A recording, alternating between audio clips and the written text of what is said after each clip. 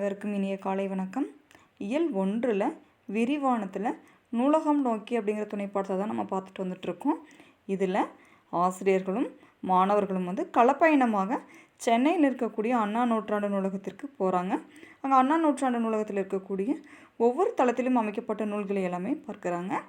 அண்ணா நூற்றாண்டு நூலகம் தான் ஆசிய கண்டத்திலேயே மிகப்பெரிய 2வது நூலகம் அப்படின்னு சொல்லியிருப்பாங்க. இங்கே போகும் பொழுது சுவற்றில் அரங்கநாதன் அவர்களுடைய படம் இருக்கும். மாநூலகர் சொல்வார், இவர் தான் இந்திய நூலக அறிவியலின் தந்தை அப்படின்ட்டு சொல்வார். அடுத்த நூலகர் மாணவர்களிடம் தரைத்தளத்தில் இருக்கக்கூடிய இந்த நூல்கள்லாம் யாருக்காக அமைக்கப்பட்டு இருக்கிறது அப்படிங்கிறதெல்லாம் சொல்லுவாங்க. பார்க்கலாம் பாருங்கள். மாணவர்களே, தரைத்தளத்தில் பார்வைத்திறன் குறைபாடு உடையோருக்கான பிரிவு உள்ளது.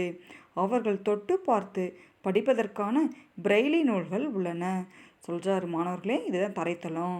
இங்கே என்ன இருக்குது அப்படின்னு பார்த்தோம்னா, பார்வைத்திறன் குறைபாடு உடையவர்கள்லாம் என்ன செய்ய முடியாது, பார்த்து படிக்க முடியாது. அப்போ பார்த்து படிக்க முடியாதனால அவர்கள்லாம் எப்படி படிக்க முடியும் அப்படின்னா, தொட்டு பார்த்து தான் நூல்களை படிக்க முடியும். அப்போ தொட்டு பார்த்து படிப்பதற்காக பிரெய்லி நூல்கள்லாம் இங்கே இருக்குது அப்படின்ட்டு சொல்கிறாரு. இப்போ இந்த பிரெய்லி நூல்கள் அப்படிங்கிறது எப்படி அறிமுகமாச்சு, எப்படி இது மாதிரி கண்டுபிடிச்சாங்க அப்படின்னு பார்த்தோம்னா, லூயிஸ் பிரெய்லி அப்படிங்கிறவர் 1809 வருஷம் ஜனவரி 4ஆம் நாள் பிறந்திருப்பார். இவருக்கு 3 வயது இருக்கும் பொழுதே என்ன இருப்பார் அப்படின்னு பார்த்தோம்னா, ஒரு ஆணி குத்தி கண்ணில் பார்வை இழந்திருப்பார். அதுக்கப்புறம் சிறிது காலம் என்ன செஞ்சுருப்பாருன்னா, தன்னுடைய கிராமத்திலேயே படிச்சுட்டு பின்பு பாரிஸில் படிப்பதற்காக போயிருப்பார்.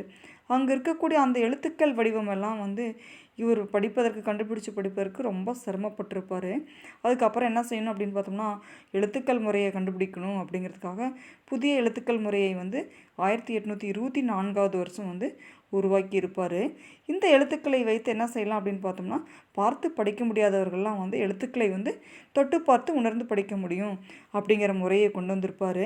இதுதான் என்ன முறை அப்படின்னு பார்த்தோம்னா, பிரெய்லி எழுத்து முறை அப்படின்ட்டு சொல்லலாம். இந்த லூயிஸ் பிரெய்லியானவர் என்ன செஞ்சாருன்னா, ஜனவரி 4ஆம் தேதி பிறந்தார் அப்படின்னு பார்த்துருப்போம். அப்போ இவர் என்ன செஞ்சார் அப்படின்னு பார்த்தோம்னா, பார்வையற்றவர்களுக்காக அந்த பிரெய்லி எழுத்தை இவர் உருவாக்குனார். இவர் அந்த எழுத்துக்களை உருவாக்குனதுனால இவருடைய பெயரை, அந்த லூயிஸ் பிரெய்லி அப்படிங்கிறது, அந்த பிரெய்லி அப்படிங்கிற பெயரை வைத்து பிரெய்லி எழுத்து முறை அப்படிங்கிறது பெயர் சூட்டி இருப்பாங்க. இவரது பிறந்த நாளான ஜனவரி 4ஆம் நாளை என்ன செஞ்சுருப்பாங்கன்னா, இந்தியாவில் முதல்ல அஸ்ஸாம் மாநிலத்தில் கவுகாத்தி அப்படிங்கிற இடத்துல பிரெய்லி நூலகம் அப்படிங்கிற ஒரு நூலகத்தை இவருடைய பிறந்த நாளை முன்னிட்டு திறந்திருப்பாங்க அப்படின்னு சொல்லியிருக்காங்க.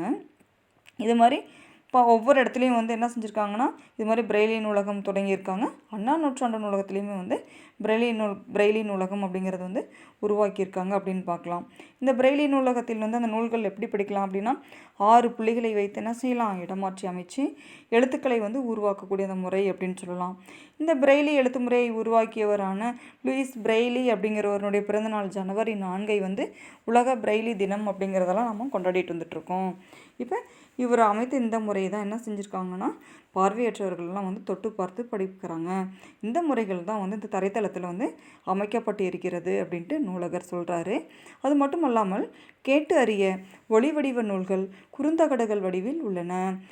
தொட்டு மட்டும் படித்து உணர்றதுக்கு மட்டும் இல்லாமல் கேட்டு என்ன செய்யலாம் அப்படின்னு பார்த்தோம்னா, கேட்பதற்காக நம்ம ஆடியோவெல்லாம் கேட்டு படிப்பதற்காகவும் நூல்கள்லாம் குறுந்தகடுகள்லாம் இருக்குது அப்படின்னு சொல்கிறாரு. அவர்களுக்கு உதவி செய்ய பணியாளர்களும் உள்ளனர். பார்வையற்றவர்களுக்கு உதவி செஞ்சு அவர்களையெல்லாம் படித்து பழப்பதற்கு தேவையான நூல்களை திரட்டி கொடுப்பதற்கெல்லாம் பணியாளர்கள்லாம் இருக்காங்க அப்படின்ட்டு சொல்கிறாரு. இங்கு பிரெய்லி எழுத்தில் நூல்களை உருவாக்கும் கருவியும் உள்ளது. அந்த எழுத்துக்களை உருவாக்கக்கூடிய கருவி என்ன செஞ்சுருப்பாங்க அப்படின்னு பார்த்தோம்னா, அந்த அட்டையில் புள்ளிகளை வைத்து ஆணிகளை கொண்டு தாளில் வைத்து என்ன செய்வாங்கன்னா, இந்த எழுத்துக்களை உருவாக்குவார்கள் அப்படின்னு சொல்கிறாங்க. அப்போ இந்த எழுத்துக்களை எல்லாம் உருவாக்குவதற்கு இந்த நூலகத்தில் கருவியும் இருக்குது அப்படின்னு சொல்கிறாங்க. அதுக்கப்புறம் படியெடுக்கும் வசதியும் இங்கே இருக்குது அப்படின்ட்டு சொல்கிறாங்க. அடுத்து கணியன் சொல்கிறான், என் பக்கத்து வீட்டு அண்ணாவிற்கு பார்வை குறைபாடு இருந்தும் பட்டப்படிப்பு முடித்துள்ளார். அவருக்கு இது மிகவும் பயன்படும். அவரிடம் இந்த தகவலை கூறப்போகிறேன். உடனே கணியன் அந்த நூலகர் சொல்கிறத எல்லாமே கேட்டுட்டு, அப்போ இவ்வளோ வசதிகள் இருக்கா? இந்த நூலகத்தில் வந்து என்னுடைய பக்கத்து வீட்டு அண்ணன் வந்து பார்வை குறைபாடோடு இருக்கார். அப்படி இருந்துமே அவர் பட்டப்படிப்பு படிச்சிட்டாரு. அவர்கிட்ட சொன்னேன் அப்படின்னா கண்டிப்பாக அந்த நூலகம் வந்து மிகவும் அவருக்கு பயன்படும். இந்த தகவலை நான் வந்து பக்கத்து வீட்டு அண்ணாவுக்கு சொல்கிறேன் அப்படின்ட்டு கணியன் சொல்கிறான். நம்ம இன்றைக்கு வகுப்பில் என்ன பார்த்தோம் அப்படின்னு பார்த்தோம்னா, பிரெய்லி எழுத்து முறை அப்படிங்கிறது எப்படி உருவாகுச்சு அப்படிங்கிறத பார்த்துருப்போம். அண்ணா நூற்றாண்டு நூலகத்தில் வந்து தரைத்தளத்தில் இருக்கக்கூடிய அந்த பிரெய்லி நூல்கள் பற்றி நம்ம இந்த வகுப்பில் பார்த்துருப்போம். அடுத்த வகுப்பில் அடுத்து இருக்கக்கூடியதை பார்க்கலாம். நன்றி.